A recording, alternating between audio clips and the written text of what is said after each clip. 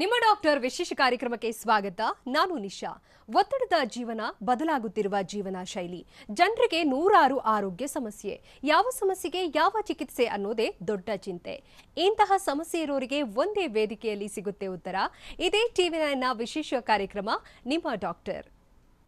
ಹೃದಯನಾಳದ ಕಾಯಿಲೆಗಳು high risk ಕಾಯಿಲೆಗಳಲ್ಲಿ ಮೊದಲ ಸ್ಥಾನವನ್ನ ಪಡೆದುಕೊಳ್ಳುತ್ತವೆ. ಹೃದಯಕ್ಕೆ ಸಮರ್ಪಕವಾಗಿ ರಕ್ತವನ್ನ ಹರಿಸುವಲ್ಲಿ ರಕ್ತನಾಳಗಳ ಪಾತ್ರ ಬಹುದೊಡ್ಡದು. ಆದರೆ ಕೆಲವರ ದೇಹದಲ್ಲಿನ ಅಸಮರ್ಪಕ ಕ್ರಿಯೆಗಳಿಂದ ಉಬ್ಬಿರುವ ರಕ್ತನಾಳಗಳು ಕಂಡುಬರುತ್ತವೆ. ಹಾಗೆ ಸಾಕಷ್ಟು ದೈಹಿಕ ಚಟುವಟಿಕೆ ಇಲ್ಲದೇ ಇರುವುದು ಕಾಲುಗಳಲ್ಲಿನ ರಕ್ತದ ಹರಿವನ್ನ ಕಡಿಮೆ ಮಾಡುತ್ತದೆ. ಇದು ರಕ್ತನಾಳಗಳ ಮೇಲೆ ಗುಳ್ಳೆಗಳ ರಚನೆಗೆ ನೆರವಾಗುತ್ತದೆ. ಇದನ್ನ ವೇರಿಕೋಸ್ ವೇನ್ಸ್ ಅಥವಾ ಉಬ್ಬಿರುವ ರಕ್ತನಾಳಗಳು ಅಂತ ಕರೀತಾರೆ. ಈ ಕಾಯಿಲೆಯಿಂದ ಬಳಲುವವರು ಸಾಕಷ್ಟು ಜನ. ಆದರೆ ಭಯಪಡುವ ಅವಶ್ಯಕತೆ ಇಲ್ಲ. ಯಾಕಂದ್ರೆ ಇದಕ್ಕೆ ನಮ್ಮ ಹೋಮಿಯೋಪತಿಯಲ್ಲಿ ಪರಿಣಾಮಕಾರಿ ಹಾಗೂ ಶಾಶ್ವತ ಪರಿಹಾರವಿದೆ. ಈ ಬಗ್ಗೆ ನಮ್ಮ ಹೋಮಿಯೋಪತಿಯ ವೈದ್ಯರಾದ ಆಶಾ ರಾಣಿ ಅವರು ಈಗ ತಿಳಿಸಿಕೊಡಲಿದ್ದಾರೆ. ಡಾಕ್ಟರ್, ಕಾರ್ಯಕ್ರಮಕ್ಕೆ ಸ್ವಾಗತ. ನಿಮಗೆ ಥ್ಯಾಂಕ್ ಯು. ಡಾಕ್ಟರ್, ಮೊದಲನೇದಾಗಿ ಕಾಲು ಮನುಷ್ಯನ ಬಹುಮುಖ್ಯ ಅಂಗ. ಹೀಗಾಗಿ ಕಾಲಲ್ಲಿ ಏನಾದರೂ ಸಮಸ್ಯೆ ಕಾಣಿಸ್ಕೊಂಡ್ರೆ, ಕಾಲಲ್ಲಿ ನೋವು ಕಾಣಿಸ್ಕೊಂಡ್ರೆ ನಮಗೆ ಯಾವುದೇ ರೀತಿಯ ಕೆಲಸಗಳನ್ನು ಮಾಡೋಕ್ಕಾಗಲ್ಲ. ಹಾಗಾದರೆ ಈ ವೇರಿಕೋಸ್ ವೇನ್ಸ್ ಅಂದ್ರೇನು? ಇದು ಕಂಡುಬರೋಕ್ಕೆ ಕಾರಣ ಏನು? ಯೂಶಲಿ ವೆರಿಕೋಸ್ ವೇನ್ಸ್ ಅನ್ನೋದು ನಮ್ಮ ಕಾಲಲ್ಲಿ ಉಬ್ಬಿರುವಂಥ ರಕ್ತನಾಳಗಳನ್ನು ನಾವು ವೆರಿಕೋಸ್ ವೇನ್ಸ್ ಅಂತ ಹೇಳ್ಬೋದು. ಯೂಶಲಿ ಯಾವ ಭಾಗದಲ್ಲಾದರೂ ಕೂಡ ಈ ಒಂದು ರಕ್ತನಾಳಗಳ ಉಬ್ಬುವಿಕೆ ಕಾಣಬಹುದು. ಬಟ್ ಹೆಚ್ಚಾಗಿ ನಾವು ಕಾಲಲ್ಲಿ ಯಾಕೆ ಕಾಣ್ತೀವಿ ಅಂದರೆ ಬಿಕಾಸ್ ಪ್ರತಿಯೊಬ್ಬರಲ್ಲೂ ಕೂಡ ಒಂದು ಬ್ಲಡ್ ಸರ್ಕ್ಯುಲೇಷನ್ ಅನ್ನೋದು ನಾವು ನೋಡ್ತಾ ಹೋಗ್ತೀವಿ. ನಾರ್ಮಲ್ ಸರ್ಕ್ಯುಲೇಷನ್ ಹೇಗಾಗುತ್ತೆ ಅಂತಂದರೆ ನಮ್ಮ ಕಾಲಿಂದ ಮೇಲ್ಗಡೆ ಹೃದಯಕ್ಕೆ ಅಶುದ್ಧ ರಕ್ತ ಹರಿಬೇಕಾಗಿರುತ್ತೆ. ಹೃದಯದಿಂದ ಮತ್ತೆ ಪುನಃ ಶುದ್ಧವಾದಂಥ ರಕ್ತ ಹೃದಯದಿಂದ ಮತ್ತೆ ಕಾಲಿಗೆ ಸರ್ಕ್ಯುಲೇಷನ್ ಆಗಬೇಕಾಗಿರುತ್ತೆ. ಥ್ರೂ ವೇನ್ಸ್ ಮುಖಾಂತರ ಈ ಒಂದು ಅಶುದ್ಧ ರಕ್ತ ನಮ್ಮ ಕಾಲಿಂದ ಹೃದಯಕ್ಕೆ ಹೋಗಬೇಕಿರುತ್ತೆ. ಮತ್ತೆ ಪುನಃ ಹೃದಯದಲ್ಲಿ ಶುದ್ಧೀಕರಣ ಆದ ನಂತರ ಆ ಒಂದು ಶುದ್ಧ ರಕ್ತ ಆರ್ಟ್ರೀಸ್ ಮುಖಾಂತರ ನಮ್ಮ ಕಾಲಿಗೆ ಹೋಗಬೇಕಾಗಿರುತ್ತೆ. ಈ ರೀತಿ ನಾರ್ಮಲ್ ಸರ್ಕ್ಯುಲೇಷನ್ ಪ್ರತಿನಿತ್ಯ ನಡೀತಾನೆ ಇರುತ್ತೆ. ಬಟ್ ಯಾವಾಗ ಈ ಒಂದು ಗ್ರಾವಿಟೇಷನಲ್ ಪ್ರೆಷರ್ ಜಾಸ್ತಿ ಇದ್ದೇ ಇರುತ್ತೆ, ಬಿಕಾಸ್ ಕಾಲಿಂದ ಮೇಲ್ಗಡೆ ಹೃದಯಕ್ಕೆ ರಕ್ತ ಹರಿಬೇಕು ಅಂತಂದಾಗ ಡೆಫಿನೆಟ್ಲಿ ಏನಾಗುತ್ತೆ ಅಂದರೆ ಅಗೇನ್ಸ್ಟ್ ಗ್ರಾವಿಟಿ ಈ ಒಂದು ರಕ್ತ ಹರಿಬೇಕಾಗಿರೋದ್ರಿಂದ ಪ್ರೆಷರ್ ರಕ್ತನಾಳಗಳಲ್ಲಿ ಸಾಕಷ್ಟು ಇದ್ದೇ ಇರುತ್ತೆ. ಇಲ್ಲೇನಾಗುತ್ತೆ ಅಂದರೆ ಈ ರಕ್ತನಾಳಗಳ ಒಳಗಡೆ ವೇನ್ಸ್ ಒಳಗಡೆ ಏನಂತ ಹೇಳ್ತೀವಿ ನಾವು, ಕವಟಗಳು ಅಥವಾ ವ್ಯಾಲ್ವ್ಸ್ ಅಂತ ಹೇಳ್ತೀವಿ. ಈ ವ್ಯಾಲ್ವ್ಸ್ ಓಪನಿಂಗ್ ಕ್ಲೋಸಿಂಗ್ ಕರೆಕ್ಟಾಗಿ ಆಗೋದ್ರಿಂದ ಏನಾಗುತ್ತೆ, ನಮ್ಮ ಬ್ಲಡ್ ಕೆಳಗಿಂದ ಮೇಲಕ್ಕೆ ಪುಷ್ ಆಗುತ್ತೆ. ಈಗ ನಾರ್ಮಲಿ ಏನಾಗುತ್ತೆ, ಕೆಲವರಿಗೆ ಇನ್ಕಾಂಪಿಟೆಂಟ್ ವ್ಯಾಲ್ವ್ಸ್ ಅಂತ ಹೇಳ್ತೀವಿ. ಇನ್ಕಾಂಪಿಟ್ ಆಗುತ್ತೆ ಅಂದರೆ ಕರೆಕ್ಟಾಗಿ ಈ ಒಂದು ವ್ಯಾಲ್ವ್ಸ್ ಓಪನ್ ಕ್ಲೋಸ್ ಕರೆಕ್ಟಾಗಿ ಆಗೋದಿಲ್ಲ. ಯಾವಾಗ ರಕ್ತ ಕಾಲಿಂದ ಮೇಲ್ಗಡೆ ಹೋಗುತ್ತೆ ಆ ವ್ಯಾಲ್ವ್ಸ್ ಆವಾಗ ಕ್ಲೋಸ್ ಆಗಿಬಿಡಬೇಕು. ಪುನಃ ಅದು ಬ್ಲಡ್ನ ಮೇಲೆ ಪಂಪ್ ಮಾಡಬೇಕಾದಾಗ ಮಾತ್ರ ಅದು ವ್ಯಾಲ್ವ್ಸ್ ಓಪನ್ ಆಗಬೇಕು. ಅದು ಪಂಪ್ ಮಾಡಿದ ತಕ್ಷಣಕ್ಕೆ ಮತ್ತೆ ಅದು ಕ್ಲೋಸ್ ಆಗಿಬಿಡಬೇಕು. ಕೆಲವರಲ್ಲಿ ಏನಾಗುತ್ತೆ, ಈ ಒಂದು ವ್ಯಾಲ್ವ್ಸ್ ವೀಕ್ ಇರೋದ್ರಿಂದ ಅಥವಾ ಎಲಾಸ್ಟಿಸಿಟಿಯಲ್ಲಿ ಸಮಸ್ಯೆ ಇರೋದ್ರಿಂದ ವೇನ್ಸಲ್ಲಿ ಏನಾಗುತ್ತೆ, ಮೇಲ್ಗಡೆ ಬ್ಲಡ್ ಹೋಗುತ್ತೆ ಬಟ್ ಅದು ಏನಾಗುತ್ತೆ, ಕ್ಲೋಸ್ ಆಗೋದಿಲ್ಲ ವ್ಯಾಲ್ವ್ಸ್. ಯಾವಾಗ ಅದು ವ್ಯಾಲ್ವ್ಸ್ ಕ್ಲೋಸ್ ಆಗೋದಿಲ್ವೋ ಅದು ಏನು ಮೇಲ್ಗಡೆ ಹೋಗಿರುತ್ತೆ ರಕ್ತ ಅದೇ ಭಾಗದಲ್ಲೇ ಅದೇ ವೇನಲ್ಲೇ ಮತ್ತೆ ಪುನಃ ವಾಪಸ್ ಬರೋದಕ್ಕೆ ಸ್ಟಾರ್ಟ್ ಆಗುತ್ತೆ. ಯೂಶಲಿ ಇದು ಒನ್ ವೇ ಫ್ಲೋ ಅಂತ ನಾವು ಹೇಳ್ತೀವಿ. ಒನ್ ವೇ ಫ್ಲೋ ಅಂದರೆ ಮೇಲ್ಗಡೆ ಆ ವೇನಲ್ಲಿ ಬ್ಲಡ್ ಹೋಗಬೇಕೇ ಹೊರತು ಅದೇ ವೇನಲ್ಲಿ ಮತ್ತೆ ಪುನಃ ವಾಪಸ್ ಬ್ಲಡ್ ಬರಬಾರ್ದು. ಬಟ್ ಈ ವ್ಯಾಲ್ವ್ಸ್ ವೀಕ್ ಆಗ್ತಿರೋದ್ರಿಂದ ಏನಾಗುತ್ತೆ, ಮೇಲ್ಗಡೆ ಹೋಗಿರುವಂಥ ರಕ್ತ ಮತ್ತೆ ಪುನಃ ಅದೇ ವೇನಲ್ಲಿ ಮತ್ತೆ ವಾಪಸ್ ಬರ್ತಾ ಇದೆ. ಇದರಿಂದ ಏನಾಗುತ್ತೆ, ಯಾವಾಗ ಅದು ರಿಟರ್ನ್ ಬ್ಲಡ್ ಫ್ಲೋ ಆಗೋಕ್ಕೆ ಸ್ಟಾರ್ಟ್ ಆಗುತ್ತೆ ಆ ಒಂದು ವೇನ್ ಒಳಗಡೆ ಇಂಟ್ರಾವೀನಸ್ ಪ್ರೆಷರ್ ಅಂತ ಏನು ಹೇಳ್ತೀವಿ ಹೆಚ್ಚಾಗೋಕ್ಕೆ ಸ್ಟಾರ್ಟ್ ಆಗುತ್ತೆ. ಯಾವಾಗ ಆ ರಕ್ತನಾಳದಲ್ಲಿ ಒತ್ತಡ ಬೆಳೀತಾ ಹೋಗುತ್ತೆ, ಪ್ರೆಷರ್ ಉಂಟಾಗ್ತಾ ಹೋಗುತ್ತೆ, ಆ ಒಂದು ರಕ್ತನಾಳಗಳ ಎಲಾಸ್ಟಿಸಿಟಿ ಕೂಡ ವೀಕ್ ಆಗ್ತಾ ಹೋಗುತ್ತೆ. ಜೊತೆಗೆ ಆ ಒಂದು ರಕ್ತನಾಳ ಉಬ್ಬುವಿಕೆಗೆ ಟರ್ನ್ ಆಗುತ್ತೆ. ಯಾವಾಗ ಅದು ಉಬ್ಬುವಿಕೆಗೆ ತಿರ್ಕೊಳ್ಳುತ್ತೆ ಆ ಒಂದು ಕಂಡೀಷನ್ನ ನಾವು ವೆರಿಕೋಸ್ ವೇನ್ಸ್ ಅಂತ ಹೇಳಲಾಗುತ್ತೆ. ಹಾಗಾದ್ರೆ ಡಾಕ್ಟರ್, ಈ ರೀತಿಯ ಸಮಸ್ಯೆ ವೇರಿಕೋಸ್ ವೇನ್ಸ್ ಸಮಸ್ಯೆ ನಮಗೆ ಇದೆ ಅಂತ ಹೆಂಗೆ ಗೊತ್ತಾಗುತ್ತೆ? ಇದರ ಸಿಂಪ್ಟಮ್ಸ್ ಹೇಗೆ ತಿಳ್ಕೊಳ್ಳೋದು ಅಂತ? ಯೂಶಲಿ ಎಷ್ಟೋ ಪೇಷಂಟ್ಸ್ಗೆ ಲಕ್ಷಣಗಳೇ ಕಾಣಬೇಕು ಅಂತಿಲ್ಲ. ಫಸ್ಟ್ ಸೈನ್ಸ್ ಅಂತ ನಾವು ಹೇಳ್ತೀವಿ. ಸೈನ್ಸ್ ಅಂದರೆ ನಮ್ಮ ಕಣ್ಣಿಗೆ ಕಾಣೋ ಅಂಥದ್ದು. ಸಿಂಪ್ಟಮ್ಸ್ ಅಂದರೆ ನಾವು ಅದನ್ನು ಹೇಳೋ ಅಂಥದ್ದು. ನಾವು ಅದು ಕೆಲವರಿಗೆ ನೋವು ಆಗಿರ್ಬೋದು, ಅಥವಾ ಕೆಲವರಿಗೆ ಕಾಲಲ್ಲಿ ಕಪ್ಪು ಮಚ್ಚೆಗಳ ಥರ ತಿರ್ಕೊಳ್ಬೋದು, ಅಥವಾ ಕಾಲು ಭಾರ ಅನಿಸೋದು, ಕಾಲಲ್ಲಿ ಎಳ್ತಾ ಬರೋದು, ಊದ್ಕೊಂಡ್ಬಿಡುತ್ತೆ ಕೆಲವರಿಗೆ ಕಾಲು. ಕೆಲವರಿಗೆ ಜೋಮ್ ತುಂಬ್ದಂಗೆ ಆಗೋದು, ಕಾಲಲ್ಲಿ ಶಕ್ತಿ ಕಡಿಮೆ ಆಗ್ತಿದೆ, ತುಂಬ ದೂರ ನಡೆಯೋದಕ್ಕಾಗೋದಿಲ್ಲ, ರೆಸ್ಟ್ ತೊಗೊಂಡು ನಾವು ವಾಕ್ ಮಾಡಬೇಕಾಗ್ತಿದೆ. ಈ ರೀತಿ ಕೆಲವು ಕಂಡೀಷನ್ಸ್ ಅವರಲ್ಲಿ ಕಾಣ್ಕೊಳ್ಳೋದಕ್ಕೆ ಕೆಲವು ಲಕ್ಷಣಗಳು ಕಾಣಿಸ್ಬಹುದು. ಕೆಲವರಲ್ಲಿ ಮಲ್ಕೊಂಡಾಗ ರಾತ್ರಿ ಹಾಗಾಗಿ ಕ್ರಾಂಪ್ಸ್ ಥರ ನಮ್ಗೆ ಇಟ್ಕೊಂಡ್ಬಿಡುತ್ತೆ ಅಂತ ಹೇಳ್ತಾರೆ. ಬಿಕಾಸ್ ಆಫ್ ರಕ್ತ ಚಲನೆ ಮೂಮೆಂಟ್ಸ್ ಇರೋದಿಲ್ಲ. ಯೂಶಲಿ ನೈಟ್ ಟೈಮ್ಸ್ ನಾವು ಮಲ್ಕೊಂಡಾಗ ಆದಷ್ಟು ಮೂಮೆಂಟ್ಸ್ ಕಾಲಿಗೆ ಇರೋದಿಲ್ಲ. ಹಾಗಾಗಿ ಕೂಡ ಈ ಥರ ಒಂದು ಜೋಮ್ ತುಂಬ್ದಂಗೆ ಅಥವಾ ಅಥವಾ ಕೆಲವರಿಗೆ ಕ್ರಾಂಪ್ಸ್ ರಕ್ತ ಹಿಡ್ಕೊಂಡಂಗೆ ಕಾಲು, ಈ ರೀತಿ ಒಂದು ಮಾಂಸಖಂಡಗಳಲ್ಲಿ ಹಿಡ್ತಾ ಬಂದಂಗೆ ಈ ರೀತಿ ಕೆಲವು ಲಕ್ಷಣಗಳು ಕಾಣ್ಬೋದು. ಬಟ್ ಸೈನ್ಸ್ ಅಂತಂದಾಗ ನಮ್ಮ ಕಾಲಲ್ಲಿ ಈ ಥರ ಒಂದು ಊದ್ಕೊಳ್ತಾ ಇರೋವಂಥದ್ದು ಅಥವಾ ರಕ್ತನಾಳಗಳ ದಪ್ಪ ಆಗ್ತಿರೋವಂಥದ್ದು ನಮ್ಮ ಕಾಲಲ್ಲೇ ನಾವು ಎಕ್ಸಾಮಿನೇಷನ್ ಮಾಡಬಹುದು. ಸೆಲ್ಫ್ ಎಕ್ಸಾಮಿನೇಷನ್, ಇದಕ್ಕೆ ವೈದ್ಯರೇ ಬೇಕು ಅಂತಲ್ಲ, ನಾವಾಗೇ ಒಂದು ಎಕ್ಸಾಮಿನೇಷನ್ ಮಾಡ್ಕೊಂಡಾಗ ನಮಗೆ ಏನಾದರೂ ವ್ಯತ್ಯಾಸ ಕಂಡಲ್ಲಿ ನಾವು ವೈದ್ಯರನ್ನು ಭೇಟಿಯಾಗಿ ಅದು ಕರೆಕ್ಟಾಗಿ ಯಾವ ಕಾರಣಕ್ಕಾಗಿದೆ ಅನ್ನೋದು ತಿಳ್ಕೊಂಡು ಅದಕ್ಕೆ ಪ್ರಾಪರ್ ಚಿಕಿತ್ಸೆ ತೊಗೊಂಡಲ್ಲಿ ಈ ವೆರಿಕೋಸ್ ವೇನ್ಸ್ ನೆಕ್ಸ್ಟ್ ಹಂತಕ್ಕೆ ಹೋಗುವಂಥದ್ದು ಅಥವಾ ಕಾಂಪ್ಲಿಕೇಶನ್ಸ್ಗೆ ಹೋಗುವಂಥದ್ದು ಅಥವಾ ತೊಂದರೆ ಹೆಚ್ಚಾಗುವಂಥದ್ದು, ಸರ್ಜರಿ ಸ್ಟೇಜ್ಗೆ ಹೋಗುವಂಥದ್ದು ಅವಶ್ಯಕತೆ ಇರೋದಿಲ್ಲ. ಸೊ ಅರ್ಲಿಯಾಗಿ ನಾವು ಡಿಟೆಕ್ಟ್ ಮಾಡ್ಕೊಂಡಲ್ಲಿ ಯಾವುದೇ ಒಂದು ಸಮಸ್ಯೆ ಪ್ರಾಪರ್ ಮೆಡಿಕೇಷನ್ಸಲ್ಲೇ ನಾವು ಟ್ರೀಟ್ ಮಾಡಬಹುದು. ವಿತೌಟ್ ಸರ್ಜರಿಯಿಂದ ಕೂಡ ಆದಷ್ಟು ಔಷಧಿ ಮುಖಾಂತರ ಕಂಟ್ರೋಲ್ ಮಾಡ್ಕೊಳ್ಬೋದು. ಹಾಗಾದರೆ ಡಾಕ್ಟರ್, ಇಂತಹ ಸಮಸ್ಯೆ ಯಾರಲ್ಲಿ ಹೆಚ್ಚಾಗಿ ಕಾಣಿಸ್ಕೊಳ್ಳುತ್ತೆ ಅನ್ನೋದ್ರ ಬಗ್ಗೆ ಹೇಳೋದಾದರೆ ಇದರಿಂದ ರಿಸ್ಕ್ ಯಾರಿಗೆ ಹೆಚ್ಚು ಅಂತ? ಯೂಶಲಿ ಏನಾಗುತ್ತೆ ಅಂದರೆ, ಈಗ ರಿಸ್ಕ್ ಅಥವಾ ನಾವು ರಿಸ್ಕ್ ಫ್ಯಾಕ್ಟರ್ಸ್ ಆಗಿರ್ಬೋದು ಅಥವಾ ಹೆಚ್ಚಾಗಿ ನಾವು ನೋಡುವಂಥದ್ದು ಈ ವೆರಿಕೋಸ್ ವೇನ್ಸ್ ಯಾರಲ್ಲಿ ಅಂತ ಹೇಳುವಂಥದ್ದಾದರೆ ಯೂಶಲಿ ಏಜ್ ಫ್ಯಾಕ್ಟರ್ ಅಂತ ಏನು ಹೇಳ್ತೀವಿ. ಈಗ ವಯಸ್ಸಾಗ್ತಾ ಇದ್ದಂಗೆ ದೇಹದ ಪ್ರತಿಯೊಂದು ಭಾಗಗಳು ಕೂಡ ಒಂದು ವೀಕ್ನೆಸ್ ಆಗೋಕ್ಕೆ ಸ್ಟಾರ್ಟ್ ಆಗುತ್ತೆ. ಸಿನೈಲ್ ಡಿಜನರೇಷನ್ ಅಂತ ಕೂಡ ನಾವು ಹೇಳ್ತೀವಿ. ಮೂಳೆಗಳ ಸವೆತ ಆಗಿರ್ಬೋದು, ರಕ್ತನಾಳಗಳ ವೀಕ್ನೆಸ್ ಆಗಿರ್ಬೋದು, ಮಾಂಸಖಂಡಗಳ ವೀಕ್ನೆಸ್ ಆಗಿರ್ಬೋದು, ನರಗಳ ವೀಕ್ನೆಸ್ ಆಗಿರ್ಬೋದು. ಸೊ ಈ ಥರ ಒಂದು ಏಜ್ ಆಗ್ತಾ ಇದ್ದಂಗೆ ಪ್ರತಿಯೊಂದು ದೇಹದ ಭಾಗ ಕೂಡ ವೀಕ್ ಆಗುವಂಥ ಚಾನ್ಸಸ್ ಇದ್ದೇ ಇರುತ್ತೆ. ಹಾಗೆ ರಕ್ತನಾಳ ಕೂಡ ಏನಾಗುತ್ತೆ, ವೀಕ್ ಆಗುವಂಥ ಚಾನ್ಸಸ್ ಎಲಾಸ್ಟಿಸಿಟಿಯಲ್ಲಾಗಿರ್ಬೋದು, ಕವಟಗಳು ವ್ಯಾಲ್ವ್ಸ್ ಅಂತ ಏನು ಹೇಳಿದೆ ನಾನು, ಅದೇ ವೀಕ್ ಆಗುವಂಥ ಚಾನ್ಸಸ್ ಇರೋದ್ರಿಂದ ಕೂಡ ವೆರಿಕೋಸ್ ವೇನ್ಸ್ ಹೆಚ್ಚಾಗ್ತಾ ಇದೆ ಆಫ್ಟರ್ 60-70 ಅಂತ ಹೇಳ್ತೀವಿ. ಇನ್ನು ಕೆಲವರಿಗೆ ಒಬೆಸಿಟಿ ಅಂತ ಕೂಡ ಹೇಳ್ತೀವಿ. ದೇಹದ ತೂಕ ಜಾಸ್ತಿ ಇದ್ದಷ್ಟು ಏನಾಗುತ್ತೆ, ಬೊಜ್ಜು ಜಾಸ್ತಿ ಇದ್ದಷ್ಟು ಏನಾಗುತ್ತೆ. ಸೊ ಡೆಫಿನೆಟ್ಲಿ ನಮ್ಮ ಕಾಲಿಂದ ಮೇಲ್ಗಡೆ ರಕ್ತ ಅಗೇನ್ಸ್ಟ್ ಗ್ರಾವಿಟಿ ಹೋಗಬೇಕಾದಾಗ ಪ್ರೆಷರ್ ಜಾಸ್ತಿ ಬಿಲ್ಡ್ ಆಗ್ತಾ ಹೋಗುತ್ತೆ. ಸೊ ಪಾತ್ರ ಜಾಸ್ತಿ ಇರುತ್ತೆ ರಕ್ತನಾಳಗಳ, ಅವಾಗ ಬ್ಲಡ್ ಪಂಪ್ ಮಾಡೋದಕ್ಕೆ ತುಂಬಾ ಕಷ್ಟ ಆಗ್ತಾ ಇರುತ್ತೆ. ಸೊ ಒಬೆಸಿಟಿ ಕೂಡ ನಮ್ಮ ಬಾಡಿ ವೇಟ್ ಕಂಪ್ಲೀಟ್ಲಿ ಕಾಲ ಮೇಲೆ ಬೀಳೋದ್ರಿಂದ ಕೂಡ ಒಂದು ರಿಸ್ಕ್ ಫ್ಯಾಕ್ಟರ್ ಅಂತ ಕೂಡ ಹೇಳ್ತೀವಿ. ಕೆಲವರಿಗೆ ಸ್ಮೋಕ್ ಮಾಡೋದ್ರಿಂದ ತೊಂದರೆಗಳು ರಕ್ತ ಚಲನದಲ್ಲಿ ಕಾಣಿಸ್ಕೊಳ್ತಾ ಹೋಗ್ಬೋದು. ಮೇಯ್ನಾಗಿ ಸ್ಮೋಕಿಂಗ್ ಕೂಡ ಒಂದು ರಕ್ತ ಚಲನೆಗೆ, ಕೆಲವು ಶುದ್ಧವಾದಂಥ ರಕ್ತನಾಳೆಗೆ ಕೂಡ ಅದು ಎಫೆಕ್ಟ್ ಆಗುವಂಥ ತೊಂದರೆಗಳು ಸ್ಮೋಕಿಂಗಲ್ಲಿ ನಾವು ಹೈ ರಿಸ್ಕ್ ನೋಡ್ತಾ ಹೋಗ್ತೀವಿ. ಇನ್ನು ಕೆಲವರಿಗೆ ನೋಡ್ತಾ ಲಾಂಗ್ ಸ್ಟ್ಯಾಂಡಿಂಗ್ ಅಂತ ಹೇಳ್ತೀವಿ. ಅಂದರೆ ನಮ್ಮ ಲೈಫ್ ಸ್ಟೈಲ್ ಕೂಡ ಒಂದು ಕಾರಣ ಆಗ್ತಾ ಇದೆ ರಕ್ತ ಚಲನೆಗೆ ತೊಂದರೆ ಆಗೋದಕ್ಕೆ. ಲೈಫ್ ಸ್ಟೈಲ್ ಅಂದ ತಕ್ಷಣಕ್ಕೆ ಆದಷ್ಟು ತುಂಬ ಒಂದೇ ಕಡೆ ಕೂತ್ಕೊಳ್ಳೋವಂಥದ್ದು ಅಥವಾ ಒಂದೇ ಕಡೆ ನಿಂತ್ಕೊಳ್ಳೋವಂಥದ್ದು, ಜಾಸ್ತಿ ನಿಂತ್ಕೊಂಡು ಕೆಲಸ ಮಾಡೋವಂಥದ್ದು, ಫಿಸಿಕಲ್ ಆ್ಯಕ್ಟಿವಿಟಿ ಇರೋದಿಲ್ಲ, ಅಂದರೆ ಜಾಸ್ತಿ ದೇಹಕ್ಕೆ ಶ್ರಮ ಇರೋದಿಲ್ಲ, ಓಡಾಟ ಇರೋದಿಲ್ಲ, ಒಂದೇ ಕಡೆ ಕೂತ್ಕೊಂಡು ನಿಂತ್ಕೊಂಡಾಗ ಏನಾಗುತ್ತೆ, ಡೆಫಿನೆಟ್ಲಿ ರಕ್ತ ಚಲನೆಗೆ ಒಂದು ತೊಂದರೆ ಉಂಟಾಗುವಂಥ ಚಾನ್ಸಸ್ ಇದ್ದೇ ಇರುತ್ತೆ. ಫೀಮೇಲ್ಸಲ್ಲಿ ಕೂಡ ಹಾರ್ಮೋನ್ಸ್ ವ್ಯತ್ಯಾಸಗಳಿಂದ ಏನಾಗುತ್ತೆ, ರಕ್ತನಾಳಗಳ ಒಂದು ಎಲಾಸ್ಟಿಸಿಟಿ ಮೇಲೆ ಎಫೆಕ್ಟ್ ಆಗುವಂಥ ಚಾನ್ಸಸ್ ಇರೋ ಜೊತೆಗೆ ರಕ್ತ ಚಲನೆ ಕೂಡ ತೊಂದರೆ ಅವರಲ್ಲಿ ಕಾಣಿಸ್ಕೊಳ್ಬೋದು. ಎಸ್ಪೆಷಲಿ ಪ್ರೆಗ್ನೆನ್ಸಿ ಟೈಮಲ್ಲಿ ಇರ್ಬೋದು, ಮುಟ್ಟು ನಿಲ್ಲುವಂಥ ಹೆಣ್ಮಕ್ಳಲ್ಲಿ, ಮೆನಪಾಸ್ ಟೈಮಲ್ಲಿ ಇರಬಹುದು. ಈ ರೀತಿ ಒಂದು ಪ್ರಾಬ್ಲಮ್ ಆಗಿ ಕೂಡ ನಾವು ಕಾಣ್ಬೋದು ರಿಸ್ಕ್ ಫ್ಯಾಕ್ಟರ್ ಆಗಿ. ಹಾಗಾದರೆ ಡಾಕ್ಟರ್, ಇಂತಹ ಸಮಸ್ಯೆ ಇರೋರ ಕಾಲಲ್ಲಿ ರಕ್ತ ಬರೋದು ಎಲ್ಲ ಕಾಣಿಸ್ಕೊಳ್ಳುತ್ತೆ. ಇಂಥ ಸಿಚುವೇಶನ್ ಇದ್ದಾಗ ಏನು ಮಾಡಬೇಕು ಅಂತ? ಈಗ ಯೂಶಲಿ ನಾನು ಹೇಳಿದೆ, ಕೆಲವು ಲಕ್ಷಣಗಳು ಕೆಲವರಲ್ಲಿ ಈ ರೀತಿ ಸಿಂಪ್ಟಮ್ಸ್ ಕಾಣಿಸ್ಕೊಳ್ಬೋದು, ಕೆಲವರಿಗೆ ಯಾವುದೇ ರೀತಿ ಲಕ್ಷಣ ಕೂಡ ಕಾಣ್ತಾ ಇಲ್ಲ ಅನ್ನೋರು ಕೂಡ ಪೇಷಂಟ್ಸ್ ನಮ್ಮಲ್ಲಿ ಬರ್ತಾರೆ. ಬಟ್ ಇನ್ನೂ ಕೆಲವರಿಗೆ ರಕ್ತ ಕೂಡ ಡೆಫಿನೆಟ್ಲಿ ಆ ಒಂದು ವೇನಿಂದ ಬರೋಂಥ ಚಾನ್ಸಸ್ ಇರುತ್ತೆ.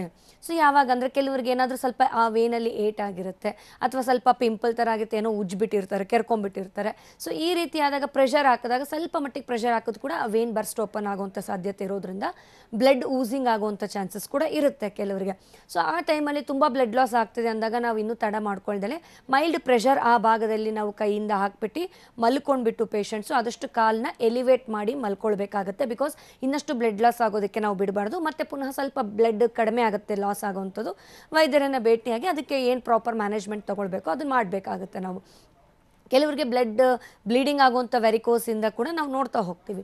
ಯೂಶಲಿ ಇದು ಲೇಟರ್ ಸ್ಟೇಜಸಲ್ಲಿ, ಅರ್ಲಿ ಸ್ಟೇಜಸಲ್ಲಿ ತಕ್ಷಣಕ್ಕೆ ಬ್ಲೀಡಿಂಗ್ ಆಗುವಂಥದ್ದಲ್ಲ. ಯಾವಾಗ ಒತ್ತಡ ರಕ್ತನಾಳದಲ್ಲಿ ಹೆಚ್ಚಾಗ್ತಾ ಇದ್ದಷ್ಟು ಈ ಒಂದು ಪ್ರಾಬ್ಲಮ್ನ ಕೂಡ ನಾವು ಕಾಣ್ಬೋದು ಕೆಲವರಿಗೆ ಬ್ಲೀಡಿಂಗ್. ಸೊ ಅದು ಯಾವ ಹಂತಕ್ಕೆ ಅಂದರೆ ಯೂಶಲಿ ನಾವು ಕೆಲವರಿಗೆ ಕಾಂಪ್ಲಿಕೇಶನ್ಸ್ ಅಂತ ಕೂಡ ಹೇಳ್ತಾ ಹೋಗ್ತೀವಿ. ಸೊ ವೆರಿಕೋಸ್ ವೇನ್ಸ್ ಅಥವಾ ಸ್ಟೇಜಸ್ ಕೂಡ ನಾವು ನೋಡ್ತಾ ಹೋಗ್ತೀವಿ. ಯಾವಾಗ ಸ್ಟೇಜ್ ಹೆಚ್ಚಾಗ್ತಾ ಇದೆ ಅಂತಂದರೆ ಅದು ಕಾಂಪ್ಲಿಕೇಶನ್ಗೆ ಒಳಗಾಗ್ತಾ ಇದೆ ಅಂತ ಕೂಡ ಅರ್ಥ. ಸೊ ಇನಿಷಿಯಲ್ ಸ್ಟೇಜಸಲ್ಲಿ ಎಷ್ಟೋ ಪೇಷಂಟ್ಸ್ಗೆ ಅಷ್ಟು ಮಟ್ಟಿಗೆ ಕಾಲಲ್ಲಿ ಉಬ್ಬಿರೋವಂಥದ್ದು ಕಾಣೋದಿಲ್ಲ. ವೆರಿ ಮೈಲ್ಡ್ ಕೆಲವರಿಗೆ ಈ ಒಂದು ವೇನ್ಸಲ್ಲಿ ಡಿಸ್ಟೆಂಟ್ ಅಥವಾ ಡೈಲೇಟೆಡ್ ಕಾಣ್ತಾ ಹೋಗ್ಬೋದು, ಡಿಸ್ಟೆಂಡ್ ಆಗ್ಬೋದು ಅಥವಾ ಡೈಲೇಟ್ ಕಾಣ್ಬೋದು. ವೆರಿ ಮೈಲ್ಡ್ ಇರುತ್ತೆ. ಸೊ ಅಷ್ಟು ಮಟ್ಟಿಗೆ ನಮಗೆ ಅದು ಗುರುತಿಸೋಕ್ಕಾಗೋದಿಲ್ಲ, ಅಷ್ಟು ದಪ್ಪ ಇರೋದಿಲ್ಲ. ಪ್ರಾಮಿನೆಂಟ್ ವೇನ್ಸ್ ಅಂತ ಹೇಳ್ತೀವಿ ನಾವು. ಸೊ ಇದನ್ನು ನಾವು ಸ್ಪೈಡರ್ ವೇನ್ಸ್ ಅಂತ ಕೂಡ ಕರಿತೀವಿ ಅರ್ಲಿ ಸ್ಟೇಜಸಲ್ಲಿ. ಅದೇ ನೆಕ್ಸ್ಟ್ ಹಂತಕ್ಕೆ ಹೋದಾಗ ಏನಾಗುತ್ತೆ, ಸ್ವಲ್ಪ ಮಟ್ಟಿಗೆ ವೇನ್ಸ್ ಉಬ್ಬೋದಕ್ಕೆ ಸ್ಟಾರ್ಟ್ ಆಗುತ್ತೆ. ಇದನ್ನು ಆ್ಯಕ್ಚುಯಲ್ ವೆರಿಕೋಸ್ ವೇನ್ಸ್ ಅಂತ ಹೇಳ್ತಾ ಹೋಗ್ತೀವಿ. ಈ ಒಂದು ಸ್ಟೇಜಸಲ್ಲಿ, ಸೆಕೆಂಡ್ ಸ್ಟೇಜಸಲ್ಲಿ ನಾವು ಈ ಒಂದು ವೇನ್ಸ್ ದಪ್ಪ ಆಗುವಂಥದ್ದು. ಕೆಲವರಿಗೆ ಸಿಂಪ್ಟಮ್ಸ್ ಕೂಡ ಮೈಲ್ಡಾಗಿ ಫೀಲ್ ಆಗಬಹುದು ಅಂತ ಕೂಡ ನಾವು ಹೇಳ್ಬೋದು. ಅದೇ ನೆಕ್ಸ್ಟ್ ಹಂತಕ್ಕೆ ಆ ಒಂದು ಪೇಷಂಟ್ಸ್ಗೆ ತೊಂದರೆ ಹೆಚ್ಚಾಗ್ತಾ ಹೋದಂಗೆಲ್ಲ ಏನಾಗುತ್ತೆ, ಸೊ ಈ ಒಂದು ವೆರಿಕೋಸ್ ವೇನ್ಸಿಂದ ಎಕ್ಸಿಮಾಗೆ ಟರ್ನ್ ಆಗುವಂಥದ್ದು. ಸೊ ಎಕ್ಸಿಮಾ ಅಂತಂದರೆ ಕೆಲವರಿಗೆ ನಾವು ಹೇಳುವಂಥದ್ದಾದರೆ ಉಳ್ಕಡ್ಡಿ ಅಂತ ಹೇಳ್ಬೋದು. ಯೂಶಲಿ ಈಗ ಯಾವಾಗ ರಕ್ತ ಚಲನೆ ಆಗೋದಿಲ್ವೋ ಅಥವಾ ಅಶುದ್ಧ ರಕ್ತ ಯಾವಾಗ ಒಂದೇ ಭಾಗದಲ್ಲಿ ಉಳ್ಕೊಳ್ಳುತ್ತೆ ಆ ಭಾಗ ಕಪ್ಪಾಗೋವಂಥದ್ದು ಅಥವಾ ನೆವೆಗೊಳಗಾಗುವಂಥದ್ದು, ಎಕ್ಸಿಮಾ ಆಗುವಂಥದ್ದು, ಕೆಲವರಿಗೆ ತುಂಬ ತುರ್ಕೆ ಶುರುವಾಗುತ್ತೆ. ಈ ರೀತಿ ಕೆಲವು ಲಕ್ಷಣಗಳು ಕಾಣುವಂಥದ್ದು ವೆರಿಕೋಸ್ ಎಕ್ಸಿಮಾ ಅಂತ ಕರಿತೀವಿ ನಾವು. ಸೊ ಕೆಲವರಿಗೆ ಕಾಲು ಸ್ಕಿನ್ನಲ್ಲಿ ಕೂಡ ಊತ ಬರಬಹುದು, ಕೆಲವರಿಗೆ ಕಾಲು ಕೂಡ ಬಾವು ಬರ್ಬೋದು. ಎಷ್ಟೋ ಪೇಷಂಟ್ಸ್ ಹೇಳ್ತಾರೆ, ಸೊ ನಮಗೆ ಪಾದದ ಹತ್ರ ಕಾಲು ಬಾವು ಬಂದಿದೆ, ಸ್ವಲ್ಪ ನಡೀತಾ ಇದ್ದರೆ ಏನು ಅನ್ಸೋದಿಲ್ಲ, ಒಂದು ಸ್ವಲ್ಪ ಹೊತ್ತು ಕುತ್ಕೊಂಡ್ಬಿಟ್ರೆ 1 ಅವರ್ ನಾವು ಕಂಟಿನ್ಯೂಸ್ಲಿ ½ ಅವರ್ ಕಾಲು ಬಾವು ಬಂದ್ಬಿಡುತ್ತೆ ಅಂತ ಹೇಳ್ತಾರೆ. ಸೊ ಈ ಒಂದು ಕರ್ತ ಆಗ್ತಾ ಇದೆ, ಎಕ್ಸಿಮಾ ಆಗ್ತಾಯಿದೆ, ಕಾಲು ಊತ ಬರ್ತಿದೆ ಅನ್ನೋದು ಕೂಡ ನಾವು ನೋಡ್ತಾ ಹೋಗ್ತೀವಿ 3rd ಹಂತದಲ್ಲಿ. ಅದೇ 4th ಹಂತದಲ್ಲಿ ಹೆಚ್ಚಾಗ್ತಾ ಹೋದಂಗೆ ಏನಾಗುತ್ತೆ, ಅದು ಇನ್ನಷ್ಟು ಕಾಯಿಲೆ ಬೆಳ್ಕೊಂಡಷ್ಟು ಅಲ್ಸರ್ಗೆ ಒಳಗಾಗುವಂಥದ್ದು. ಎಷ್ಟೋ ಪೇಷಂಟ್ಸ್ಗೆ ಏನಾಗುತ್ತೆ, ನಾನ್ ಈಲಿಂಗ್ ಅಲ್ಸರ್ ಅಂತ ಹೇಳ್ತೀವಿ. ನಾನ್ ಈಲಿಂಗ್ ಅಲ್ಸರ್ ಅಂದರೆ ಕೆಲವರಿಗೆ ಹುಣ್ಣಾಗಿರುತ್ತೆ, ಕಾಲಲ್ಲಿ ಗಾಯ ಆಗಿರುತ್ತೆ, ಬಟ್ ಅದು ಸ್ವಲ್ಪ ಒಣಗೋದಕ್ಕೆ ತುಂಬ ಟೈಮ್ ತೊಗೊಳ್ತಾ ಇರುತ್ತೆ. ಕೆಲವರಿಗೆ ಒಂದು ಸ್ವಲ್ಪ ಒಣಗ್ದಂಗೆ ಅನಿಸುತ್ತೆ, ಮತ್ತೆ ಪುನಃ ಅದೇ ಜಾಗದಲ್ಲಿ ರಿಪೀಟೆಡ್ ಆಗಿ ನಮಗೆ ಹುಣ್ಣಾಗ್ತಾ ಇದೆ. ಸೊ ಈ ರೀತಿ ಏನಾದರೂ ನಾನ್ ಈಲಿಂಗ್ ಅಲ್ಸರ್ ಅಥವಾ ವೆರಿಕೋಸ್ ಅಲ್ಸರ್ಸ್ ಅಂತ ನಾವು ಕರಿತಾ ಹೋಗ್ತೀವಿ. ಕೆಲವರಿಗೆ ಜಸ್ಟ್ ಪಿಂಪಲ್ ಥರ ಆಗಿರುತ್ತೆ, ಸೊ ಅದನ್ನು ತುಂಬ ಏನೋ ನವೆ ಆಯಿತು ಅಂತ ನಾವು ಉಜ್ಕೊಂಡ್ಬಿಟ್ವಿ, ಅಲ್ಲೇ ನಮಗೆ ಒಂದು ಗಾಯ ಆಯಿತು, ಅಲ್ಲೇ ನಮಗೆ ಹುಣ್ಣಾಗಿ ತಿರ್ಕೊಳ್ತು. ಆವಾಗಿಂದ ನಮಗೆ ಮಂತ್ಸ್ ಟುಗೆದರ್, ಇಯರ್ಸ್ ಟುಗೆದರ್ ಆಯಿತು, ಅದು ಗಾಯ ಒಣಗ್ತಾ ಇಲ್ಲ, ರಿಪೀಟೆಡ್ ಆಗಿ ನಮಗೆ ಬರ್ತಾನೆ ಇದೆ. ಒಂದು ಕಡೆ ಕಡಿಮೆ ಆಯಿತು, ಇನ್ನೊಂದು ಕಡೆ ಬರ್ತಾ ಇದೆ, ಇನ್ನೊಂದು ಕಡೆ ಕಡಿಮೆ ಆಯಿತು, ಮತ್ತೊಂದು ಕಡೆ ಬರ್ತಾ ಇದೆ. ಸೊ ಈ ರೀತಿ ಒಂದು ವೆರಿಕೋಸ್ ಅಲ್ಸರ್ಸ್ ಕೂಡ ಅವರಲ್ಲಿ ಟರ್ನ್ ಆಗುವಂಥ ಚಾನ್ಸಸ್ನ ನಾವು ನೋಡಬಹುದು. ಬ್ಲೀಡಿಂಗ್ ಆಗ್ಬೋದು ಅಥವಾ ಡಿಸ್ಚಾರ್ಜ್ ಅನ್ನೋದು ಆ ಒಂದು ಅಲ್ಸರಿಂದ ಬರುವಂಥ ಚಾನ್ಸಸ್ ಕೂಡ ಪೇಷಂಟ್ಸಲ್ಲಿ ಕಾಣ್ಬೋದು. ಸರಿ ಡಾಕ್ಟರ್, ವೆರಿಕೋಸ್ ವೇನ್ಸ್ ಬಗ್ಗೆ ನಿಮ್ಮ ಜೊತೆ ಮತ್ತಷ್ಟು ಮಾತಾಡ್ತೀನಿ. ಡಾಕ್ಟರ್, ಆವಾಗಲೇ ನೀವು ವೆರಿಕೋಸ್ ವೇನ್ಸ್ ಯಾರಲ್ಲಿ ಹೆಚ್ಚಾಗಿ ಕಾಣಿಸ್ಕೊಳ್ಳುತ್ತೆ ಅನ್ನೋದ್ರ ಬಗ್ಗೆ ಹೇಳ್ಕೊಟ್ರಿ. ಇವಾಗ ಈ ಗರ್ಭಿಣಿಯರಲ್ಲಿ ವೆರಿಕೋಸ್ ವೇನ್ಸ್ ಅನ್ನೋ ಸಮಸ್ಯೆ ಕೂಡ ಕಂಡು ಬರುತ್ತೆ. ಇದಕ್ಕೆ ಕಾರಣ ಏನು ಅಂತ? ಯೂಶಲಿ ಏನಾಗುತ್ತೆ ಅಂತಂದರೆ, ಈಗ ಒಂದು ಪ್ರೆಗ್ನೆನ್ಸಿ ಇದು ಒಂದು ನಾರ್ಮಲ್ ಫಿನೋಮಿನ ಪ್ರತಿಯೊಂದು ಹೆಣ್ಮಕ್ಳಲ್ಲಿ ಕೂಡ. ಬಟ್ ಈ ಪ್ರೆಗ್ನೆನ್ಸಿ ಟೈಮಲ್ಲಿ ಸಾಕಷ್ಟು ದೇಹದ ಒಂದು ಹಾರ್ಮೋನ್ಸ್ಗಳು ವೇರಿಯೇಷನ್ಸ್ ಆಗಿರುವಂಥದ್ದು ಇರಬಹುದು, ಅಥವಾ ಗ್ರೋಯಿಂಗ್ ಫೀಟಸ್ ಅಂತ ಏನು ಹೇಳ್ತೀವಿ, ತಾಯಿಯ ಗರ್ಭದಲ್ಲಿ ಒಂದು ಮಗು ಬೆಳವಣಿಗೆ ಹೆಚ್ಚಾಗ್ತಾ ಇದ್ದಂಗೆ ಏನಾಗುತ್ತೆ, ಯೂಶಲಿ ಪ್ರೆಷರ್ ಕೂಡ ಏನಾಗುತ್ತೆ ನಮ್ಮ ಕಾಲಿನಲ್ಲಿ ಹೆಚ್ಚಾಗಿ ಬೀಳ್ತಾ ಹೋಗುತ್ತೆ. ಜೊತೆಗೆ ಬ್ಲಡ್ ಫ್ಲೋ ಕೂಡ ಬಾಡಿಯಲ್ಲಿ ಡಿಮ್ಯಾಂಡ್ ಜಾಸ್ತಿ ಆಗ್ತಾ ಹೋಗುತ್ತೆ, ಬ್ಲಡ್ ಫ್ಲೋ ಕೂಡ. ಸೊ ಇದರಿಂದ ಆ ಡಿಮ್ಯಾಂಡ್ನ ಕೋಪಪ್ ಮಾಡೋದಕ್ಕೆ ಕೂಡ ರಕ್ತನಾಳಗಳಿಗೆ ಒತ್ತಡ ಬಿದ್ದೇ ಬೀಳುತ್ತೆ. ಸೊ ಇದರಿಂದ ಕೂಡ ಒಂದು ಫ್ಲಕ್ಚುಯೇಷನ್ಸ್ ಆಗೋದ್ರಿಂದ ಕೂಡ ವೆರಿಕೋಸ್ ವೇನ್ಸ್ ಅನ್ನೋದು ನಾವು ಪ್ರೆಗ್ನೆನ್ಸಿ ಲೇಟರ್ ಸ್ಟೇಜಸ್ ಆಫ್ ಪ್ರೆಗ್ನೆನ್ಸಿಲ್ ಆಗಿರ್ಬೋದು ಅಥವಾ ಇಮಿಡಿಯೇಟ್ಲಿ ಆಫ್ಟರ್ ಡೆಲಿವರಿ ಆಗಿರ್ಬೋದು ಕೆಲವರಲ್ಲಿ ಕಾಣಿಸ್ಕೊಳ್ಬಹುದು. ಸೊ ಈ ರೀತಿ ಪೇಷಂಟ್ಸ್ ಕೂಡ ಕೆಲವರಿಗೆ ಏನಾಗುತ್ತೆ ಅಂದರೆ ಪ್ರೆಗ್ನೆನ್ಸಿ ಟೈಮಲ್ಲಿ ಕಾಣಿಸ್ಕೊಂಡಾಗ ಯೂಶಲಿ ಡೆಲಿವರಿ ಆದ ನಂತರ ಒಂದು 6 ಮಂತ್ಸ್ 1 ಇಯರ್ ನಾರ್ಮಲ್ ಆ್ಯಕ್ಟಿವಿಟೀಸ್ ಅವ್ರು ಶುರು ಮಾಡಿಕೊಂಡ್ರೆ ಕೆಲವರಿಗೆ ಕಡಿಮೆ ಆಗಿಬಿಡುತ್ತೆ, ತೊಂದರೆ ಇಲ್ಲ, ಅಥವಾ ಅದು ಅಷ್ಟು ಮಟ್ಟಿಗೆ ತೊಂದರೆ ಉಂಟಾಗೋದನ್ನು ನಾವು ನೋಡೋದಿಲ್ಲ. ಬಟ್ ಕೆಲವರಿಗೆ ಏನಾದರೂ ಈಗ ಯೂಶಲಿ ಸ್ವಲ್ಪ ದಪ್ಪ ಇರೋವಂಥವ್ರು ಲೇಡೀಸ್ ಇರ್ಬೋದು, ಫೀಮೇಲ್ಸು, ಸೊ ಯಾರ ದೇಹ ತೂಕ ಸ್ವಲ್ಪ ಜಾಸ್ತಿ ಇರುತ್ತೆ, ಈ ಥರ ಇರೋವಂಥವ್ರಿಗೆ ಅಥವಾ ಸ್ವಲ್ಪ ಲ್ಯಾಕ್ ಆಫ್ ಫಿಸಿಕಲ್ ಆ್ಯಕ್ಟಿವಿಟಿ ಇರೋವಂಥವ್ರು, ಈ ರೀತಿ ಆಗಿರೋವಂಥ ಪೇಷಂಟ್ಸ್ಗೆ ಏನಾಗುತ್ತೆ ಅದು ಹಾಗೆ ಕಂಟಿನ್ಯೂ ಕೂಡ ಆಗ್ಬೋದು ಮತ್ತು ಅದರಿಂದ ತೊಂದರೆ ಕೂಡ ಉಂಟಾಗ್ಬೋದು. ಈ ಥರ ಒಂದು ಹೆಣ್ಮಕ್ಳು ಏನು ಮಾಡ್ಕೋಬೇಕು, ಆದಷ್ಟು ಫಿಸಿಕಲ್ ಆ್ಯಕ್ಟಿವಿಟಿನ ಹೆಚ್ಚು ಮಾಡ್ಕೊಳ್ಬೇಕಾಗತ್ತೆ ಮತ್ತು ಪ್ರಾಪರ್ ಆ ಒಂದು ಅರ್ಲಿ ಸ್ಟೇಜಸಲ್ಲಿ ಚಿಕಿತ್ಸೆ ಪಡ್ಕೊಳ್ತಾ ಹೋದರೆ ಅದರಿಂದ ಆಗುವಂಥ ಸೈಡ್ ಎಫೆಕ್ಟ್ಸು ಅಥವಾ ಅದರಿಂದ ಆಗುವಂಥ ಕಾಂಪ್ಲಿಕೇಶನ್ಸ್ನ ಕಡಿಮೆ ಮಾಡ್ಕೋಬೋದು. ಇನ್ನು ಈ ವೆರಿಕೋಸ್ ವೇನ್ಸ್ಗೆ ಪ್ರಮುಖ ಕಾರಣಗಳೇನು ಅಂತ ನೋಡೋದಾದ್ರೆ, ಫ್ಯಾಮಿಲಿ ಹಿಸ್ಟ್ರಿಯಿಂದನೇ ಇದು ಬರೋದಾ ಅಥವಾ ಲೈಫ್ ಸ್ಟೈಲಿಂದ ಇದು ಕಾಣಿಸ್ಕೊಳ್ಳುತ್ತಾ ಅಂತ? ಈಗ ನಾವು ಈಗ ಪ್ರತಿಯೊಂದು ಕಾಯಿಲೆ ಕೂಡ ಎಸ್ಪೆಷಲಿ ಆನುವಂಶಿಕವಾಗಿ ಕೂಡ ತುಂಬಾ ಪೇಷಂಟ್ಸ್ ಹೇಳೋವಂಥದ್ದು ಫ್ಯಾಮಿಲಿ ಹಿಸ್ಟ್ರಿಯಲ್ಲಿ ಕೂಡ ಇತ್ತು ಅಂತ ಹೇಳ್ತಾರೆ ನಾವು ಹಿಸ್ಟ್ರಿ ತೊಗೊಂಡಾಗ. ಬಟ್ ಎಷ್ಟೋ ಪೇಷಂಟ್ಸಲ್ಲಿ ಇತ್ತೀಚಿನ ದಿನಗಳಲ್ಲಿ ಫ್ಯಾಮಿಲಿ ಹಿಸ್ಟ್ರಿ ಇಲ್ಲದೆ ಕೂಡ ಈ ಒಂದು ವೆರಿಕೋಸ್ ವೇನ್ಸ್ ಕಾಣಿಸ್ಕೊಳ್ತಾ ಇರೋದನ್ನು ಕೂಡ ನಾವು ನಮ್ಮ ಕ್ಲಿನಿಕಲ್ಲಿ ನೋಡ್ತಾ ಇದ್ದೀವಿ. ಬಿಕಾಸ್ ಆಫ್ ಫಾಸ್ಟ್ ಲೈಫಿಂದ ಏನಾಗ್ತಾ ಇದೆ, ಯಾವುದಕ್ಕೂ ನಮಗೆ ನಮ್ಮ ದೇಹಕ್ಕೆ ನಮಗೆ ಟೈಮ್ ಕೊಡೋದಕ್ಕೆ ನಮಗೆ ಸಾಕಾಗ್ತಾ ಇಲ್ಲ. ಸೊ ಫಿಸಿಕಲ್ ಆ್ಯಕ್ಟಿವಿಟಿ ಆಗ್ತಾ ಇಲ್ಲ ಎಷ್ಟೋ ಪೇಷಂಟ್ಸ್ಗೆ, ದೇಹದ ತೂಕ ಕೂಡ ಜಾಸ್ತಿನೇ ಆಗ್ತಾ ಇದೆ. Obesity is one of the high risk ಅಂತಲೇ ಹೇಳ್ತೀವಿ. ಸಾಕಷ್ಟು ಒಬೇಸಿಟಿಯಿಂದ ಕಾಯಿಲೆಗಳು ನಾವು ನೋಡ್ತಾ ಇದ್ದೀವಿ. ಕೊಲೆಸ್ಟ್ರಾಲ್ ಇರ್ಬೋದು, ಹಾರ್ಟ್ ಪ್ರಾಬ್ಲಮ್ ಇರ್ಬೋದು, ಡಯಾಬಿಟಿಸ್ ಇರ್ಬೋದು, BP ಇರ್ಬೋದು, ಆರ್ಥ್ರೈಟಿಸ್ ಇರ್ಬೋದು, ವೆರಿಕೋಸ್ ವೇನ್ಸ್ ಇರ್ಬೋದು, ಕೆಲವರಿಗೆ PCOD, ಥೈರಾಯ್ಡ್, ಹಾರ್ಮೋನಲ್ ಇಂಬ್ಯಾಲೆನ್ಸಸ್ಗಳು ಕೂಡ ನಾವು ನೋಡ್ತಾ ಇದ್ದೀವಿ. ಸೊ ಇಷ್ಟೆಲ್ಲ ಒಂದು ಒಬೇಸಿಟಿಯಿಂದ ಪ್ರಾಬ್ಲಮ್ ಆಗ್ತಾ ಇದ್ದರೂ ಕೂಡ ನಮ್ಮ ಫಿಸಿಕಲ್ ಆ್ಯಕ್ಟಿವಿಟಿ ಕೂಡ ಹೇಗಾಗ್ಬಿಟ್ಟಿದೆ, ಒಂದೇ ಕಡೆ ಕೂತ್ಕೊಳ್ಳೋದು, ಒಂದೇ ಕಡೆ ನಿಂತ್ಕೊಳ್ಳೋದು, ತುಂಬ ಏನೋ ಒಂದು ಸಿಕ್ಕಿದ್ದು ಫಾಸ್ಟ್ ಫುಡ್ಸ್ನ ತಿನ್ಕೊಂಡ್ಬಿಟ್ಟು ಆ ಟೈಮಲ್ಲಿ ನಾವು ಹೊಟ್ಟೆ ತುಂಬಿಸ್ಕೊಳ್ಳೋವಂಥದ್ದು, ಈ ರೀತಿ ಮಾಡಿದಾಗ ಏನಾಗುತ್ತೆ, ಡೆಫಿನೆಟ್ಲಿ ನಮ್ಮ ದೇಹಕ್ಕೆ ಬೇಕಾಗಿರುವಂಥ ಪೌಷ್ಟಿಕಾಂಶ ಕಡಿಮೆ ಆಗಿ ಜಸ್ಟ್ ಫ್ಯಾಟ್ ಅಂಶ ಹೆಚ್ಚಾಗಿ ತೊಗೊಳ್ತಾ ಏನಾಗುತ್ತೆ, ಡೆಫಿನೆಟ್ಲಿ ಅದು ಒಬೇಸಿಟಿಗೆ ತಿರ್ಕೊಳ್ಳೋಂಥ ಚಾನ್ಸಸ್ ಜಾಸ್ತಿ ಇರುತ್ತೆ. ಸೊ ಇದು ಕೂಡ ಒಂದು ಮುಖ್ಯ ಕಾರಣ, ಲೈಫ್ ಸ್ಟೈಲಿಂದ ಹೆಚ್ಚಾಗ್ತಾ ಇದೆ ಅನ್ನೋದು ಕೂಡ ನಾವು ಹೇಳ್ಬೋದು. ಜೊತೆಗೆ ಹೆರಿಡಿಟ್ರಿ ಇದ್ದಾಗ ಎಷ್ಟೋ ಪೇಷಂಟ್ಸ್ಗೆ ಈಗ ಮಕ್ಕಳಿಗೆ ಕಂಪಲ್ಸರಿ ಬರಬೇಕು ಅಂತಲ್ಲ, ಈಗ 2-3 ಮಕ್ಕಳಿದ್ರು ಅಂದ್ರೂ ಕೂಡ, ಈಗ ತಂದೆ ತಾಯಿಗಿತ್ತು ಅಂದ್ರೂ ಕೂಡ 3 ಮಕ್ಕಳಿಗೂ ಬರ್ತಾ ಇಲ್ಲ, ಯಾರಿಗೋ ಒಬ್ರು ಬಂದಿರ್ಬೋದು ಅಥವಾ ಬರ್ದಲೇನೂ ಕೂಡ ಇರಬಹುದು. ಯಾಕೆ ಈ ಥರ ಆಗುತ್ತೆ ಅಂದರೆ, ನಾವು ಎಸ್ಪೆಷಲಿ ಏನು ಹೇಳ್ತೀವಿ ಅಂದರೆ ಹೆರಿಡಿಟ್ರಿ ಅಂದರೆ ಆನುವಂಶಿಕವಾಗಿ, ಜೊತೆಗೆ ನಾವು ನಮ್ಮ ಲೈಫ್ ಸ್ಟೈಲ್ ಕೂಡ ಆ್ಯಡ್ ಆಗುತ್ತೆ. ಬರೀ ಹೆರಿಡಿಟ್ರಿ ಇದ್ದ ತಕ್ಷಣಕ್ಕೆ ಬಂದ್ಬಿಡುತ್ತೆ ಅಂತಲ್ಲ, ಎರಡೂ ಕೂಡ ಮುಖ್ಯವಾಗಿ ನಾವು ನೋಡ್ಕೊಳ್ಬೇಕಾಗತ್ತೆ.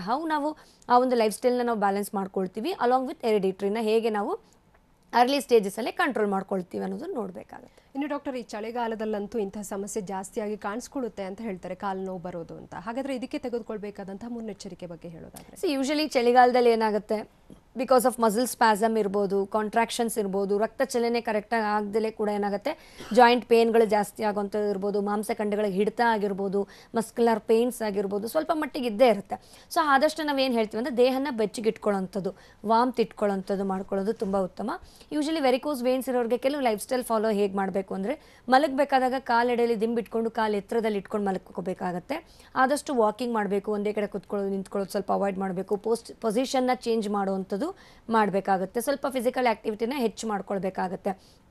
ಜೊತೆಗೆ ಆದಷ್ಟು ತುಂಬ ಬಿಸಿ ನೀರೆಲ್ಲ ಕಾಲಿಗೆ ಹಾಕ್ಕೊಳ್ಳೋದು ಅವಾಯ್ಡ್ ಮಾಡಬೇಕು. ಉಗುರು ಬೆಚ್ಚಿನಲ್ಲಿ ಅವ್ರು ಸ್ನಾನ ಮಾಡುವಂಥದ್ದು, ಉಗುರು ಬೆಚ್ಚ ನೀರಲ್ಲಿ ಅವರು ಯೂಸ್ ಮಾಡಬಹುದು, ಯಾವುದೇ ರೀತಿ ತೊಂದರೆ ಇಲ್ಲ. ಸ್ಟಾಕಿಂಗ್ಸ್ ಅನ್ನೋದು ಕೂಡ ಇರುತ್ತೆ. ಸ್ಟಾಕಿಂಗ್ಸ್ ಅನ್ನೋದು ಯಾರಿಗೆ ಅವಶ್ಯಕತೆ ಇರುತ್ತೆ, ಯಾರಿಗೆ ಅವಶ್ಯಕತೆ ಇರಲ್ಲ ನೋಡಿಕೊಂಡು ಡಾಕ್ಟರ್ ಸಜೆಸ್ಟ್ ಮಾಡಿಕೊಂಡು ತೊಗೊಳ್ಳೋಂಥದ್ದು ಉತ್ತಮ.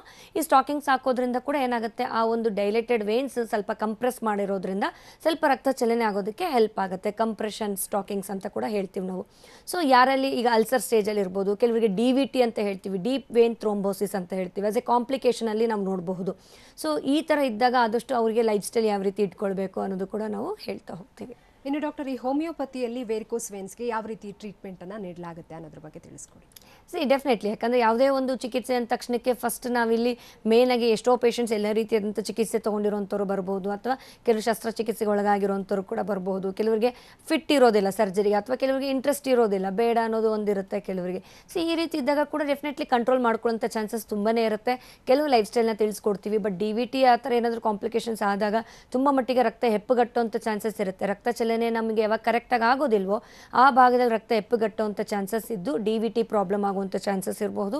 ಅದರಿಂದ ಮುಂದೆ ಅವರಿಗೆ ಹಾರ್ಟ್ ರಿಲೇಟೆಡ್ ಆಗಲಿ ಅಥವಾ ಲಂಗ್ಸ್ಗೆ ಪಲ್ಮನರಿ ಥ್ರೋಂಬೋ ಎಂಬೋಲಿಸಮ್ ಅಂತ ಹೇಳ್ತೀವಿ, ಉಸಿರಾಟದ ಸಮಸ್ಯೆ, ಕೆಮ್ಮಾಗಿರ್ಬೋದು, ಹೃದಯದ ಸಮಸ್ಯೆಗಳಾಗಿರ್ಬೋದು, ಈ ರೀತಿ ಕೂಡ ಕೆಲವು ತೊಂದರೆಗಳು ಬರ್ಬೋದು.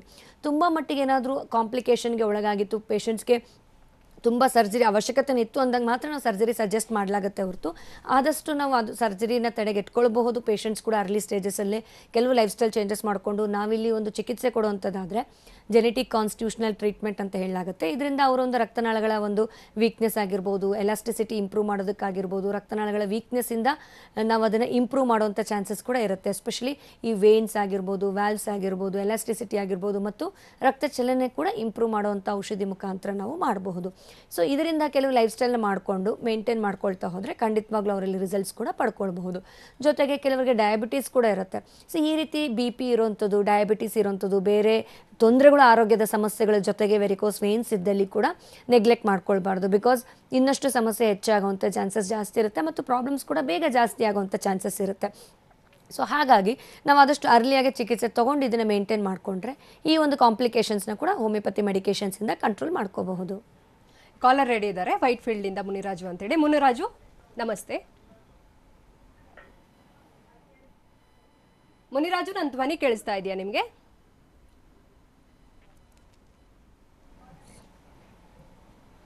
ಮುನಿರಾಜು, ಡಾಕ್ಟರ್ ಜೊತೆ ಮಾತಾಡಿ. ಮುನಿರಾಜು, ಡಾಕ್ಟರ್ ಜೊತೆ ಮಾತಾಡಿ. ಹಲೋ, ನಮಸ್ತೆ. ನಮಸ್ತೆ ನಮಸ್ತೆ, ಹೇಳಿ ಮುನಿರಾಜು ಅವರೇ, ಏನು ಸಮಸ್ಯೆ ಇದೆ? ಹಲೋ ಮೇಡಮ್ ಅವರೇ. ಹಲೋ, ಹೇಳಿ, ಏನು ಸಮಸ್ಯೆ ಇದೆ ಮುನಿರಾಜು ಅವರೇ? ಕೇಳಿಸ್ತಾ ಇದೆ. ಸರ್ ನಮಸ್ತೆ. ಸರ್ ಮೇಡಮ್ ನಮಸ್ತೆ. ನಮಸ್ತೆ, ಹೇಳಿ. ಈಗ ಏನಿದೆ ಅದೇ ಬ್ಲಡ್ ಇದು ಕ್ಲಾಟ್ ಕಟ್ಟುತ್ತೆ ಅಲ್ಲಲ್ಲೇ, ಏನ್ ನೋಡಿ ಇವಾಗ ತೋರಿಸ್ತಾ ಇದೆಯಲ್ಲ ಅದು ಆ ತರ ಆಗಿದೆ ಮೇಡಮ್ ಅವರೇ. ಓಕೆ, ವಯಸ್ಸು ಎಷ್ಟಿದೆ ಮೇಡಮ್ ಅವರೇ? ವಯಸ್ಸು ಎಷ್ಟಿದೆ ನಿಮ್ದು, ಏಜು? ಹಲೋ ಮುನಿರಾಜು ಅವರು ಮಾತಾಡ್ತಿರೋದು ಕೇಳಿಸ್ತಾ ಇದೆಯಾ? ಹೌದು ಮೇಡಮ್ ಅವರೇ. 57. ಓಕೆ, 57 ವರ್ಷ. 57. ಓಕೆ, ಈ ರೀತಿ ಸಮಸ್ಯೆ ಯಾವಾಗಿಂದ ಕಾಣಿಸ್ಕೊಂಡಿದೆ? 57 ಮೇಡಮ್ ಅವರೇ. ಓಕೆ, ಈ ರೀತಿ ಸಮಸ್ಯೆ ನಿಮಗೆ ಯಾವಾಗಿಂದ ಕಾಣಿಸ್ಕೊಂಡಿದೆ?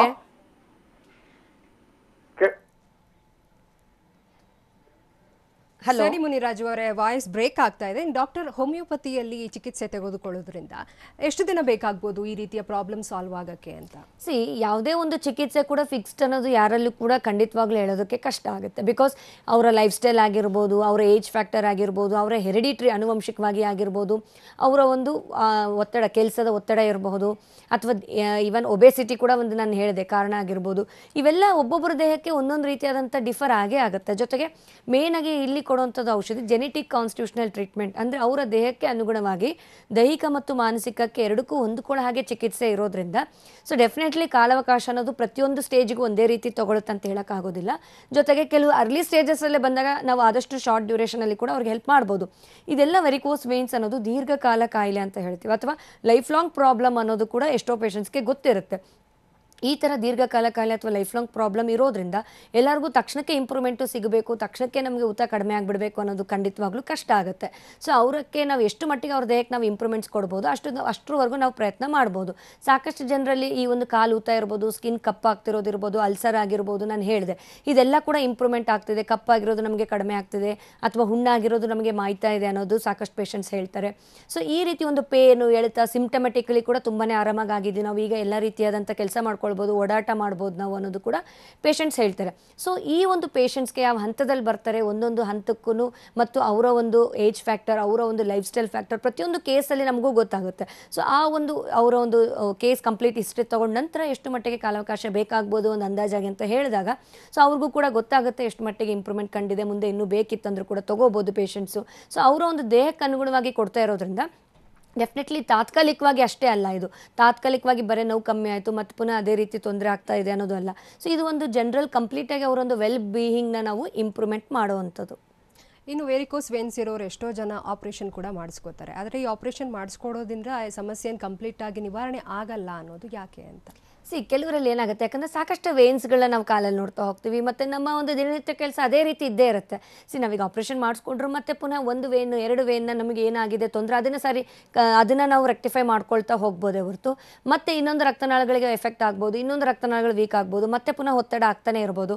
ಸೊ ಮತ್ತು ನಮ್ಮ ಲೈಫ್ ಸ್ಟೈಲ್ ಕಾರಣದಿಂದ ಕೂಡ ಮತ್ತೆ ಅದು ಟ್ರಿಗರ್ ಆಗ್ತಾನೆ ಇರುತ್ತೆ. ಸೊ ಹಾಗಾಗಿ ಎಷ್ಟೋ ಪೇಷಂಟ್ಸ್ ಕೂಡ ಆಪ್ರೇಟ್ ಮಾಡಿದ್ದೀವಿ ಮತ್ತೆ ಪುನಃ ನಮಗೆ ರಿಪೀಟ್ ಆಗ್ತಾ ಇದೆ 6 ಮಂತ್ಸ್ಗೆ 1 ಇಯರ್ಗೆ, ಕೆಲವರಿಗೆ 2-3 ಇಯರ್ಸ್ ಆದ ನಂತರ ಆಗಿರುವಂಥದ್ದು, ಕೆಲವರಿಗೆ ಒಳ್ಳೆ ಲೈಫ್ ಸ್ಟೈಲ್ ಇಟ್ಕೊಂಡು ರಿಪೀಟ್ ಆಗಿರೋಂಥ ಚಾನ್ಸಸ್ ಕೂಡ ಕಮ್ಮಿ ಇರ್ಬೋದು.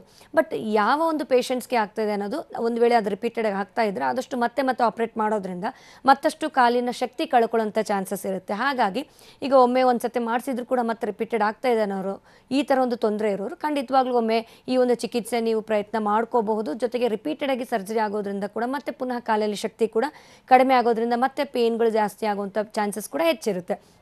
ಸೊ ಈ ಥರ ಇದ್ದಾಗ ಡೆಫಿನೆಟ್ಲಿ ಒಮ್ಮೆ ನೀವು ಹೋಮಿಯೋಪತಿ ಮೆಡಿಕೇಷನ್ಸ್ನ ತೊಗೊಂಡು ಆ ಒಂದು ಎಷ್ಟು ಮಟ್ಟಿಗೆ ನಿಮ್ಮ ಬಾಡಿಗೆ ಕೂಡ ಅದು ಎಫೆಕ್ಟ್ ಆಗಿದೆ ಅನ್ನೋದು ನಿಮಗೂ ಕೂಡ ಗೊತ್ತಾಗೋದ್ರಿಂದ ಮುಂದೆ ಇನ್ನೂ ಬೇಕಾ ಬೇಡವಾ ಅನ್ನೋದು ಕೂಡ ಟ್ರೀಟ್ಮೆಂಟ್ ಗೊತ್ತಾಗುತ್ತೆ. ಸೊ ಮೇಯ್ನಾಗಿ ಸೈಡ್ ಎಫೆಕ್ಟ್ಸ್ ಅನ್ನೋದು ಯಾವುದೇ ರೀತಿ ಇರೋದಿಲ್ಲ. ಜೊತೆಗೆ ಅವರ ದೇಹಕ್ಕೆ ಹೊಂದಿಕೊಳ್ಳೋ ಹಾಗೆ ಕೊಡೋದ್ರಿಂದ ಸೊ ಅವರೊಂದು ರಕ್ತ ಚಲನೆ ಕೂಡ ಒಂದು ನಾರ್ಮಲ್ ಆಗಿ ಇಂಪ್ರೂವ್ ಆಗೋದಕ್ಕೆ ಸಹಾಯ ಮಾಡ್ಬೋದು. ಸರಿ ಡಾಕ್ಟರ್, ವೆರಿಕೋಸ್ ವೇನ್ಸ್ ಬಗ್ಗೆ ಸಾಕಷ್ಟು ಮಾಹಿತಿಯನ್ನು ತಿಳಿಸ್ಕೊಟ್ರಿ, ಧನ್ಯವಾದಗಳು. Thank you. ಇನ್ನು ವೀಕ್ಷಕರೇ, ನೀವು ಕೂಡ ವೆರಿಕೋಸ್ ವೇನ್ಸ್ ಬಗ್ಗೆ ಮಾಹಿತಿಯನ್ನು ತಿಳ್ಕೊಬೇಕಂದ್ರೆ ಸ್ಕ್ರೀನ್ ಮೇಲೆ ತೋರಿಸ್ತಿರುವಂತಹ ಅಡ್ರೆಸ್ಗೆ ಸಂಪರ್ಕಿಸಬಹುದು. ನಮ್ಮ ಹೋಮಿಯೋಪತಿ ಬೆಂಗಳೂರು ಶಾಖೆಗಳು ಮಲ್ಲೇಶ್ವರಂ, ಜಯನಗರ. ಇನ್ನು ಇತರೆ ಶಾಖೆಗಳನ್ನು ನೋಟ್ ಮಾಡ್ಕೊಳ್ಳಿ: ಹುಬ್ಬಳ್ಳಿ, ಮೈಸೂರು, ದಾವಣಗೆರೆ, ಕಲಬುರಗಿ, ಹಾಸನ, ಶಿವಮೊಗ್ಗ ಮತ್ತು ಹೊಸಪೇಟೆ. ಉಡುಪಿ, ಮಹಾರಾಷ್ಟ್ರ, ಮುಂಬೈ, ಪುಣೆ, ಸೋಲಾಪುರ, ಕೋಲ್ಹಾಪುರ, ನಾಗ್ಪುರ, ಔರಂಗಾಬಾದ್, ನಾಸಿಕ. ಇನ್ನು ಫೋನ್ ನಂಬರ್ ಕೂಡ ನೋಟ್ ಮಾಡ್ಕೊಳ್ಳಿ: 08046664777, ಇನ್ನು 1800572222. ಇದು ಇವತ್ತಿನ ನಿಮ್ಮ ಡಾಕ್ಟರ್. ನಿರಂತರ ಸುದ್ದಿಗಾಗಿ ನೋಡ್ತಾ ಇರಿ TV9.